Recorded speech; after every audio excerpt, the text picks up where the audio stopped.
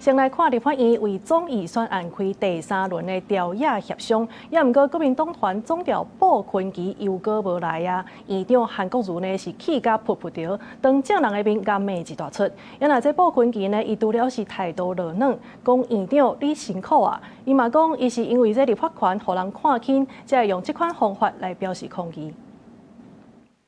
那你副總召人不來，你簽字無效，那是慈禧太后垂簾聽政噻。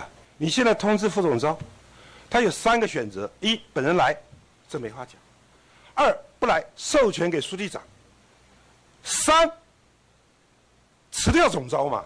115年中央政府總預算案調野進行第3輪的協商，啊，毋過會議開始，國民黨團總召布坤基人煞無到現場，嘛無授權予黨團書記長林派祥、立法院長韓國瑜正罕佇咧起性地罵人，起用點名布坤基，在伊暗時佇咧面冊鋪上清理的文章，講韓院長辛苦啊，方法範式無共款，角色嘛無共款，也毋過目標是共款的，就是要甲國會尊嚴揪互調。我想這件事很簡單，家和萬事興。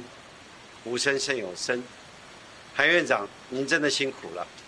國民黨要團結。參加協商的黨團書記長林派祥是鬥相共講話，講雙方都有較着急的點，啊若外界免過度解讀見縫插針。民眾黨團總召陳清良是表示，協商的過程常常看到行政部門用情緒老練的方式來處理每一筆的預算，尊重布總召的做法。副總召或許有他個人的一個為黨團來爭取的一個做法，我們尊重。兩邊都是有自己的怎麼講急迫的點吧。我們很清楚知道這個會期沒有剩下幾天，那有很多案子需要過，那這些每一個案子都跟所有全中華民國國民息息相關。